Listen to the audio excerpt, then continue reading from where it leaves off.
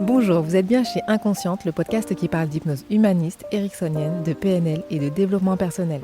Je m'appelle Pascaline Nogrette Mipoudou, hypnothérapeute à Bordeaux. Passionnée par le corps et l'esprit et le lien entre les deux, je suis très motivée pour partager et simplifier tous ces outils que j'ai découverts toute seule ou que j'ai appris en formation ou dans les bouquins. Lorsque les gens viennent vous consulter maintenant pour des angoisses de cauchemar, des difficultés de vivre ou divers mal-être, il s'agit dans certains cas de deuil non fait, de traumatismes passés, qui recoupent souvent non seulement l'histoire, mais aussi la psychohistoire de notre pays, avec ses divers drames. Anne Ancelin, Schuzenberger. Bonjour, me revoilà pour un nouvel épisode de rentrée après un été plus ou moins tranquille, sans voix et sans podcast. Juste mon évolution personnelle à moi, et c'est déjà pas mal. Pour ceux qui me suivent sur Instagram, vous me suivez peut-être sur Pascaline Hypnose, mais aussi sur un compte plus intime qui est Pascaline-Généalogie. Ce compte a ouvert ses portes virtuelles en avril-mai 2021, poussé par l'enthousiasme de mes cousines Stéphanie en région parisienne et Claudine en Martinique. Au début, le simple désir de créer mes racines créoles, cachées pendant très longtemps. Mon père, mes grands-parents, mes arrière-grands-parents martiniquais.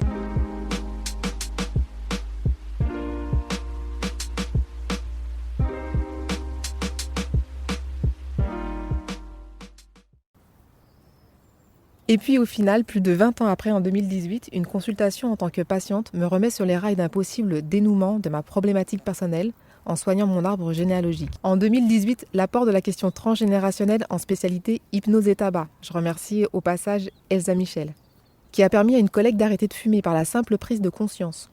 Suivi fin 2018 par la formation à l'IFHE en hypnose et transgénérationnelle. 2019, un test ADN. Et fin 2019, les retrouvailles avec mon grand-père biologique. 2020 et 2021, la lecture d'ouvrages d'Anne Ancelin Schuzenberger, d'Elisabeth Horowitz, de Céline Tadiotto, et en 2021, la prise de conscience qu'il fallait absolument faire du transgénérationnel.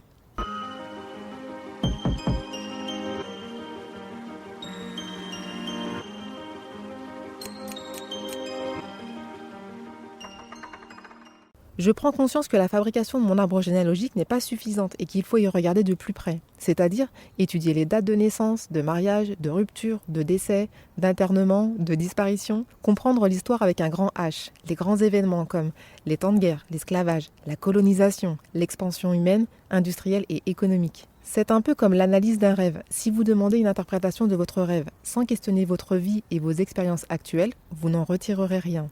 La généalogie, c'est pareil. Poser des dates est une chose qui prend un certain temps d'investigation, j'en conviens. Ça commence à être intéressant quand on confronte l'arbre à nos propres dates, de conception, de naissance, de mariage, de faillite, de burn-out, etc. On peut alors trouver des événements majeurs, des synchronicités majeures, des répétitions de prénoms, de dates, de métiers, de classes sociales et aussi de rêves inachevés. J'ai pris le temps de me confronter à cet exercice qui n'est pas encore terminé, loin de là. Parfois, les synchronicités sont tellement puissantes entre les dates qu'elles me laissent angoisser pendant plusieurs jours. Alors j'arrête. Mais grâce à ce travail personnel et à ma famille formidablement imparfaite, je peux voir l'inconscient sous un jour bien plus vaste aujourd'hui. Le transgénérationnel me pousse à intégrer la notion d'inconscient familial et le rapport au temps, qui n'existe pas, pour notre inconscient du moins.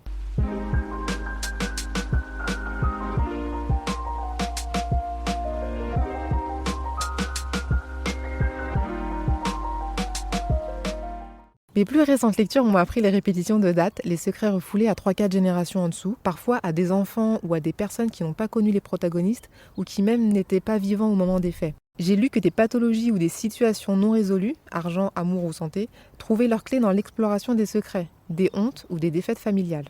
Par exemple des phobies, des dépressions, des faillites, des stérilités, qui finalement ne nous appartiennent pas, mais appartiennent à la génération au-dessus.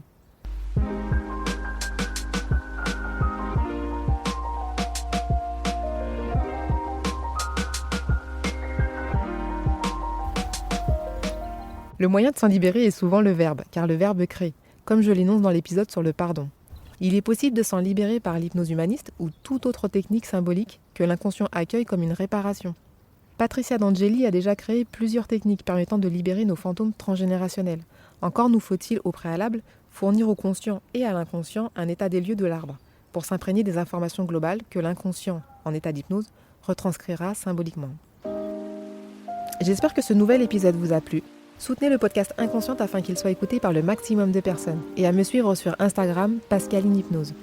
Laissez un commentaire, je serai ravie de vous lire. Partagez-le si vous pensez qu'il peut faire du bien à quelqu'un. Et si vous êtes sur Apple Podcast, alors là, vous savez que les étoiles, c'est la vie. Merci et à bientôt. Je comprends rien à ce que je dis, ça sert à rien. On peut les garder, hein. Moi je trouve ça cool. Bah ouais. Soutenez le podcast. Ah, il manque pas un truc? Non, si, ça. Si vous... Non, pas de chapitrage aujourd'hui. Transgénérationnel. Yes. Et là, je viens de me rendre compte que c'était une citation. Donc je n'ai pas le droit d'y toucher.